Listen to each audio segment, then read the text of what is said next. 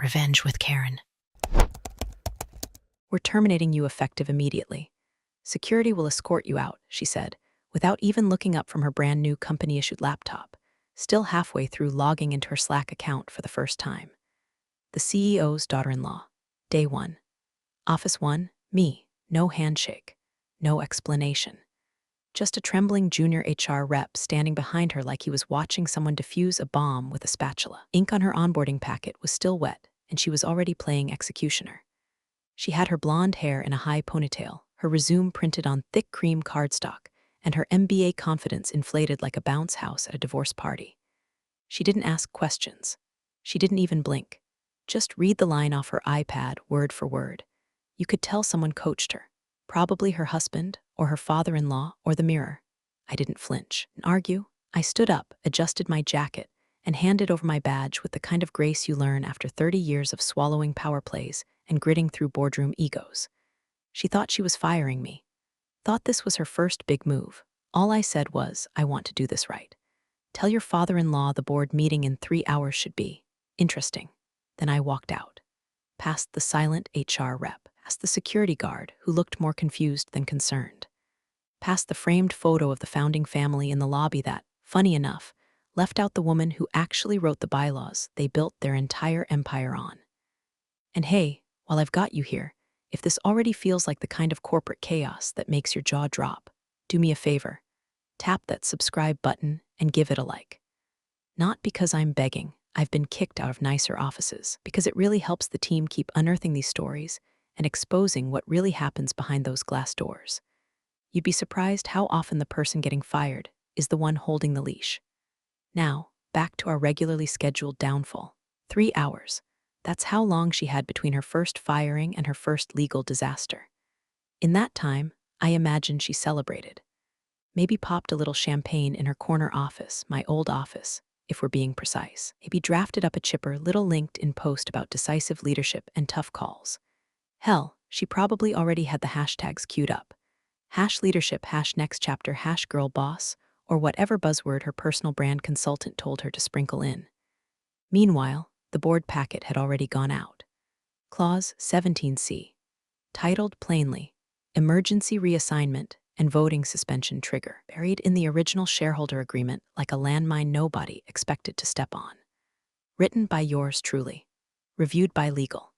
Signed by every investor who ever asked, but what happens if leadership goes rogue? The answer? If an executive is terminated without a formal board vote, and that termination is initiated by an appointee with no equity, well, then the appointee loses all interim authority. The board convenes within the day. Voting power reverts to the majority shareholder. Me. Because while she was sipping bubbly and measuring for new curtains, I was filing that clause activation. Dated, signed, timestamped, and couriered to every board member, investor, and general counsel tied to this company. And unlike her welcome packet, mine came with a certified return receipt. She thought I'd go quietly. What she didn't know was that I never built this company to be seen. I built it to be safe, from people exactly like her. Entitled, impatient, handed power like it came with the family Wi-Fi password. She wasn't the first to underestimate me, but she might just be the last. Because by the time her LinkedIn post got halfway drafted, her name had already been flagged in the system. Unrecognized executive, no voting rights, pending shareholder review, and the founder, her father-in-law, still hadn't seen the packet, but he would. Oh, he would. There's a reason my name doesn't appear in the glossy company brochures or on the About Us page. I was the shadow in the scaffolding, the clause in the contract, the call you made when the boardroom lights were off and the SEC was circling like a hawk. I never wanted the spotlight. I wanted structure, stability, leverage, and equity. God, the equity. While they were naming conference rooms after founders' grandkids and handing out plaques to people who'd been here 5 fiscal quarters, I was taking payment in percentages. Half a point here, a full point there. Equity, not bonuses. Voting shares, not titles. Every time a deal closed or an investor came sniffing, I negotiated another sliver. Quietly. Efficiently. I didn't play poker, I built the table and printed the cards. It started back when the company was 2 folding chairs, a whiteboard, and a founder who thought compliance was a dirty word. He was a visionary, sure, but the kind who couldn't remember if we'd paid our vendors, or if we'd accidentally sent 6 figures to the guy who painted our break room. I stepped in, streamlined, stabilized, secured. And for my trouble, he offered me a VP title. I declined, asked for stock instead. You'd rather own the ceiling than sit under it, he joked. Exactly, I said. By year 3, I was sitting on 18%. By year 8, 41%. The CFO left in a screaming match over misallocated funds. I picked up his shares at a deep discount. He needed the money. Divorce is expensive. And when the founder's brother tried to sue us into oblivion and failed spectacularly, he offered to settle privately. I took the remaining 31% in exchange for bulletproof NDA and a promise never to leak the family's offshore disaster. 72%. That's where I sat, quietly. No fanfare, no parades, just majority ownership, neatly filed in the Delaware registry. And nestled inside that ownership was Clause 17C, a weird little appendix section nobody ever bothered to read because, quote, we'd never need that. The clause said that if a non-equity exec ever terminated a corporate officer without board vote, all executive powers would be suspended pending shareholder review. It was a clause for emergencies, betrayals, stupidity. I wrote it after a younger version of our founder's nephew tried to fire the entire marketing department during a tantrum. I watched his LinkedIn go dark in 48 hours. That was the last time anyone touched power they didn't earn. Until now. Because what Blondie didn't understand, what nobody told her in her overpriced business school, was that inheriting a title doesn't mean inheriting control. Control isn't gifted. It's not in your last name or on your office door. It's in the contracts, in the fine print, in the clause written during a 2 a.m. call with a paranoid investor from Boston who wanted to know what would happen if someone's idiot kid got promoted. Turns out, it activates exactly like this. One smug little firing. No board vote, no cause, no process. Just a girl with fresh teeth whitened and a new email signature, strutting into my office like she was casting a reboot of Succession. She had no clue that by reading that script, she triggered a corporate trapdoor that's been bolted shut for 17 years, just waiting for someone dumb enough to step on it. Now, that clause was live. I didn't just send the activation letter, I sent a full legal packet, shareholder statements, equity breakdown, archived email approvals, timestamped documents, notarized copies, even included her little termination memo, signed and dated, complete with its grammatical errors and HR cosign. They'd laugh about that one later. Well, someone would. Because while she was figuring out how to order office plants and get her keycard upgraded, the board was reading a memo titled Immediate Suspension of Executive Authority, Clause 17C. She was about to learn what real power looks like. And the founder had no idea his newest family heirloom had just stepped on a landmine with her name engraved on the trigger. But that call was coming, and he wouldn't be laughing. Somewhere on the 20th floor, in a glass-walled office she hadn't earned and didn't understand, the CEO's daughter-in-law poured herself a flute of celebratory champagne. The kind of bottle they save for IPOs or exits, neither of which were on her horizon. She popped the cork like she'd just slayed a dragon, not fired the woman who was the dragon, and replaced her with absolutely no one. First day, first problem solved, she texted her husband. Time to clean house. She kicked off her heels, crossed her legs like she'd seen in a million stock photo CEO poses, and opened her laptop to begin drafting a LinkedIn post that would have made any PR intern vomit from secondhand embarrassment. Something about making tough calls for long-term vision. She paused halfway through typing leadership is an action, not a title, unaware she was about to lose both.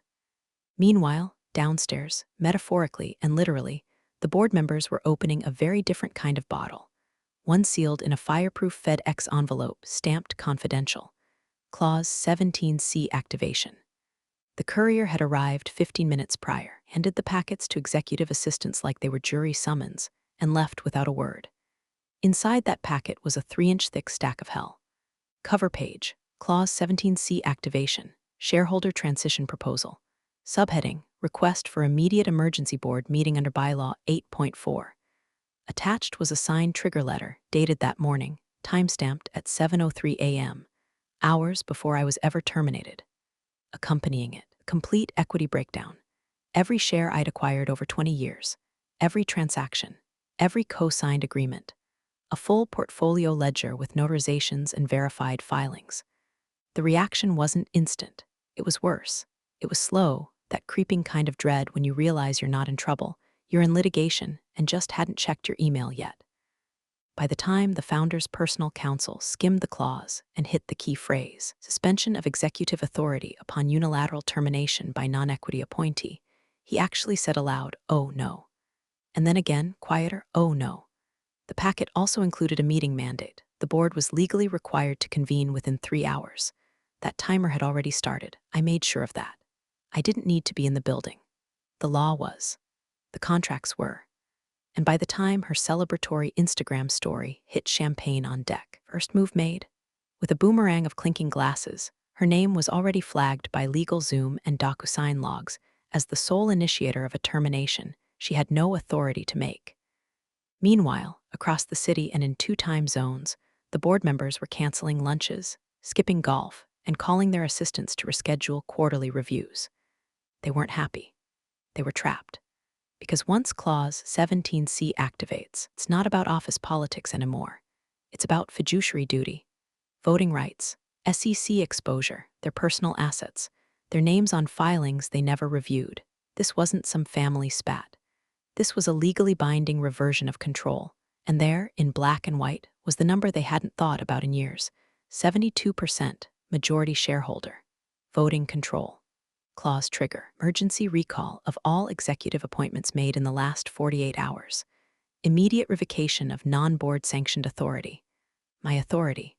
Reinstated the moment hers was voided. Oh, and let's not forget the cherry on top. The clause wasn't just real, it was irreversible once filed. That little fact had been added during a very specific investor scare years ago. They wanted assurance that if someone did go rogue, couldn't undo the emergency meeting with a panicked apology and a retracted memo. There was no take-back button. So while she strutted through the hallway with her little clipboard and tried to figure out how to access the internal financial systems, the boardroom chairs were already being filled. The founder hadn't arrived yet, but his phone had buzzed, twice, and both times he ignored the screen.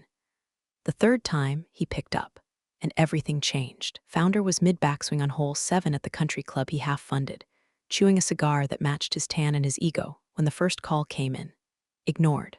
Second one too.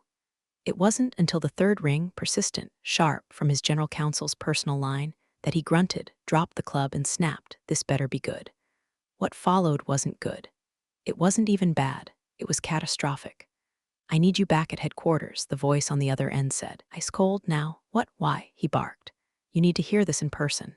She signed something. Click. He didn't finish the round, didn't tip the caddy, didn't change out of his cleats. Just stormed to the Escalade and made it back to the office in under 20 minutes, an Olympic record for someone who usually required 2 assistants and a valet just to get through the front door. When he arrived, legal was waiting. So was his CFO, one trembling assistant, a half-full conference room where nobody was smiling anymore. The general counsel didn't waste time. Just opened a leather folder, took a breath, and read. Per Clause 17C of the amended shareholder agreement, any executive termination carried out by a non-equity appointee, without prior board vote, shall result in immediate revocation of all interim leadership authority. Suspension of C-suite appointments made within the past 48 hours. Automatic deferment of executive control to the majority shareholder, pending emergency board review. The founder froze.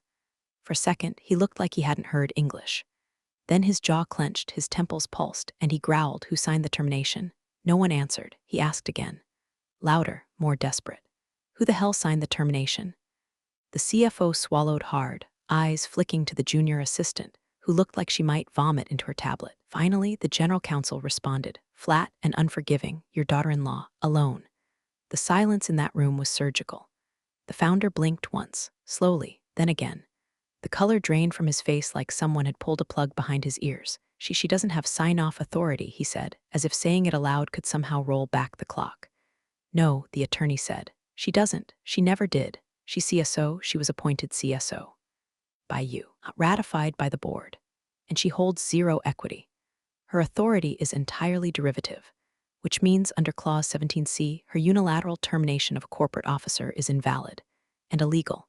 The founder ran a hand over his mouth, pacing, muttering under his breath, "Jesus, Jesus Christ," then louder, "This is a misunderstanding. I'll talk to her. We'll rescind," the lawyer didn't let him finish. "There is no rescind," The clause is live. It's been triggered. Paperwork was filed before the termination was executed. Time-stamped, notarized, and distributed to all investors. You've got 2 hours left before the emergency meeting begins. But she's family, he tried. She's not shareholding family, the attorney cut in. And right now, she's sitting in your former advisor's office, eating strawberries and asking how to change the company mission statement. The founder sat down, hard, like the chair had punched him. His hands were shaking. No longer the swaggering patriarch of a billion-dollar portfolio. Just an aging man who realized he handed a loaded gun to someone who thought the safety was optional. "Where is she?" he asked, voice barely audible. "Probably writing a press release," the CFO muttered. He looked up, eyes red now. "What do we do?" The general counsel closed the folder. "You sit in that boardroom, you listen, you do not interrupt. And when she walks in, 'cause she will walk in, you remember that she holds 72% of this company." "God help us all," he said, mostly to himself. And as he stood, slowly, painfully, you could see it land in his gut like a gut punch from his own past. He never gave her power. She took it, one clause at a time. When the termination memo was signed that morning, the first thing the daughter-in-law did, before the coffee even finished brewing, send a Slack to IT. "Please deactivate all access for redacted. Immediate lockout. Full system sweep. No thanks, no signature, just corporate bark typed with manicured nails." She was still basking in the buzz of perceived authority, probably thinking she was making history instead of tripping a wire. She CC'd 3 directors and added a smiley face to soften the blow, like emojis could patch legal sinkholes. IT director saw the message at 9:22 a.m. He stared at it, then at the terminal, then at the internal registry list, the real one, not the vanity dashboards that the C-suite used for board presentations. This was the back end, the bones. And right there, in bold text, primary administrator redacted, compliance authority token holder redacted, legal digital signatory for contractual binding redacted, shareholder registry control redacted, equity stake control access 72.04% redacted. He did not freeze the account. He did not lock her out. He did not even reply. Instead, he walked his laptop to legal, sat it down gently like a bomb with a timer ticking under the keyboard, and said she's still wired in. Fully. "If I deactivate her, we lose access to 3 compliance tools, 7 investor portals, the SEC auto-filing API, the shareholder ledger." Legal didn't even look up. Don't touch it. 10 minutes later, the daughter-in-law strolled by, acting like she ran the place. IT guy said nothing. Legal said less. The building had gone quiet, hushed like a hospital wing before bad news. Back in her office, she returned to her half-finished LinkedIn post. She read it aloud once. "Today, I made my first difficult decision as Chief Strategy Officer. Leadership means prioritizing the health of the company, even when it's uncomfortable. I'm proud of our direction. #leadership, #strategic thinking, #next chapter." She stared at the blinking cursor. Added a line, "A new era begins." But her fingers didn't move to hit post. Not yet, because something was off. Her inbox had gone quiet. No new messages from legal. No congratulatory replies from the board. And she noticed something else. Digital dashboard that usually displayed voting thresholds and operational metrics. It was grayed out. Like someone had flipped a switch she didn't know existed. She tried accessing the cap table. Error. She tried approving her own expense request. Denied. She tried to schedule a leadership memo through internal comms. Blocked. The digital systems weren't crashing. They were rejecting her. And then, as if summoned by dread itself, her phone buzzed. Unknown number. One text. The lead investor. "What's happening?" I thought she was untouchable. She reread it twice, mouth dry, then checked the sender. Confirmed it wasn't a prank. Lead investor. The one who personally flew across the country last year to beg her to mediate a merger. Untouchable. That word wasn't about her. It was about the woman she had just tried to delete. The same woman still listed as primary signatory on every single system. Same woman whose name appeared in the digital registry like the root directory of a network she never even learned to navigate. The same woman who, according to the cap table archived in their investor portal, still owned the place. She looked at her LinkedIn post. "Today I made my first difficult decision backspaced. All of it. The post stayed in drafts. She didn't even close the window. Just stared at it, pale now. One hand frozen on the mouse. In another office, founder's face was buried in his hands. And across the building, The IT director was calmly backing up a copy of the registry to a secure drive labeled per clause 17C. That was the moment the daughter-in-law realized something that business school never taught her. You don't delete a queen from the board. You just trigger her next move. The boardroom was already full by the time she arrived, the kind of full that doesn't allow for conversation. Just glances, clipped whispers, papers shuffled for show. No pastries, no coffee, just water. Ice melting slowly in sweating glasses, like the temperature had dropped 10 degrees and nobody wanted to say it out loud. She walked in wearing a cream-colored power suit that had never seen a courtroom, her expression that same glossy smugness she'd worn all morning, like this was just another meeting on a checklist. She clutched her leather portfolio, oblivious to the storm she'd walked into. A few heads turned, but none with the smile she was expecting. Most avoided eye contact altogether. "Good afternoon," she chirped, giving a little nod to the chair at the head of the table. She moved toward it. Nobody moved to stop her, until she was halfway seated. Then, the board chair, an old man with fingers like driftwood and a memory like a filing cabinet, cleared his throat. "You can observe, of course," he said flatly. "But that seat is reserved." She blinked. Stopped mid-motion. Reserved for who? The room didn't answer. Instead, the general counsel spoke from the far end of the table, flipping a thick packet of documents closed with surgical calm. "Per clause 17C of the shareholder agreement, your appointment as chief strategy officer has been suspended effective immediately, pending shareholder review." Her voice was small but sharp. "Excuse me?" "Suspended," the counsel repeated. "Void, legally speaking. You hold no equity, or did not vote on your position. The termination you initiated this morning was unauthorized, and under the clause, all executive authority granted to you has been revoked." She looked around, waiting for someone, anyone, to intervene. The founder, silent, staring at a spot on the table like it had insulted him personally. The CFO, looking down at his phone, scrolling like he was trying to fast forward through reality.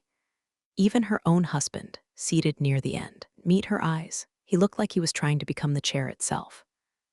She started, voice faltering. "I don't understand. That clause, wasn't it just a hypothetical? I mean, no one's used it before." The legal advisor adjusted his glasses. "It's in effect. It was activated with proper documentation this morning.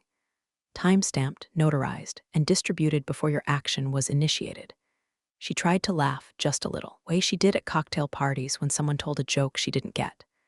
"Okay, but who even triggered it?" No one answered. Just a long pause, heavy enough to bend the walls. She looked at the founder, pleading now. He didn't move. Finally, the chair leaned back, the leather groaning like it was judging her. "She did," he said simply. "The one you tried to erase." That name wasn't spoken. It didn't need to be, because her presence was already in the room, felt, not seen, like the gravity had shifted toward an invisible center. The woman she tried to fire was everywhere. In the papers they were holding. In the emails they were rereading. In the clause they all forgot until it activated like a fire alarm in a locked vault. She hadn't even entered the building, and still she owned it. The daughter-in-law stood there, not knowing what to do with her hands. For the first time all day, she looked young, like a kid who accidentally opened the wrong door in a courtroom and wandered onto a trial where her name was the headline. "But she's not even in the company anymore." She tried again, voice thinner now. "She was never just in the company," the legal counsel said quietly. "She is the company." And with that, the chair gestured to an empty seat at the far end, not the head. "If you'd like to observe," he said, "please sit there." Quietly. She hesitated, moved like someone walking into a wake, not a meeting. Her heels echoed too loud. She sat. She did not speak again. And when she glanced back at the head of the table, there was now an empty seat with a gold-plated name card being quietly set down by the assistant. A seat reserved for someone who hadn't arrived yet, but whose silence was louder than anything they'd heard all year. At exactly 2:59 p.m., the door handle turned. Slow, deliberate, could feel the room tense like a live wire. Nobody spoke. Even the daughter-in-law stopped fiddling with her pen. She walked in at 3 o'clock on the dot, no rush, no fanfare. She wore the same black suit they'd seen her in 1,000 times before, tailored like a second skin. Not flashy, not loud, but unmistakably hers. The kind of presence that didn't need introduction or explanation.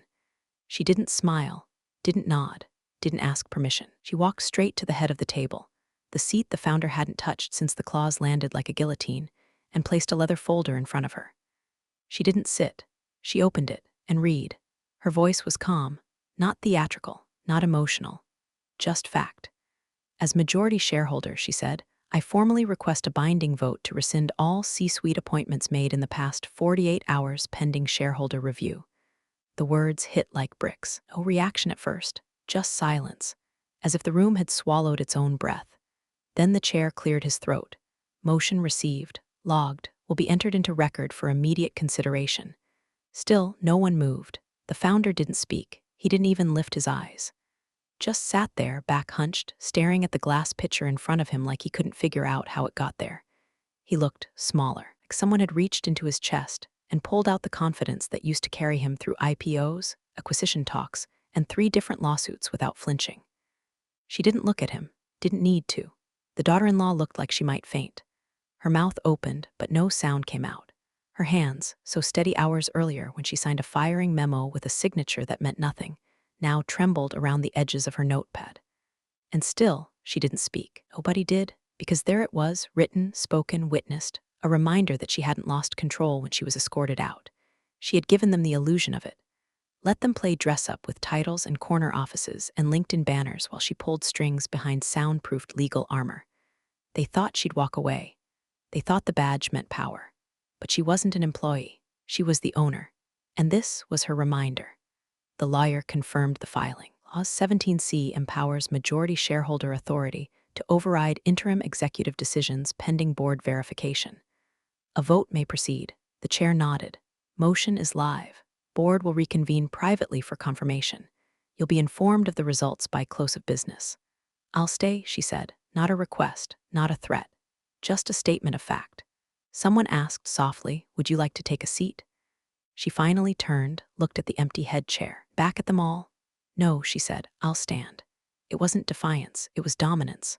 Quiet, absolute, and terrifying, because you don't sit when you already own the table. And she did. The board knew it, the founder knew it. Hell, even the Wi-Fi access logs knew it. She still had superuser privileges no one dared deactivate. The founder finally spoke. A whisper, you set this up. Her eyes locked on his. I protected what you handed to children.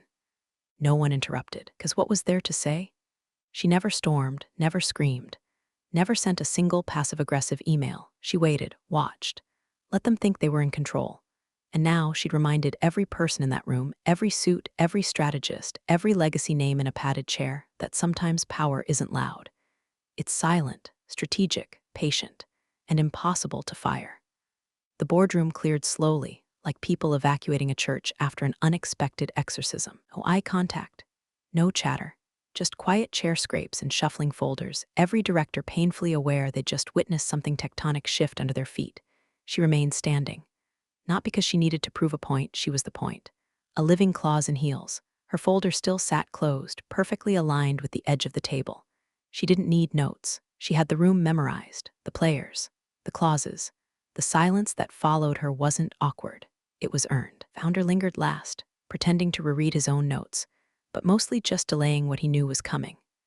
Eventually, when the door clicked behind the final straggler, he looked up. Can we speak privately? He asked.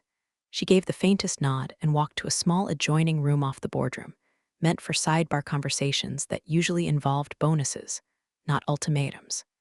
He followed, slow, every step weighted with the past 2 decades he thought he controlled. She didn't sit, he did, and for a few seconds neither said a word. Just the soft hum of the building's HVAC and the distant beep of a printer somewhere in the hallway. He finally broke. I don't know what to say.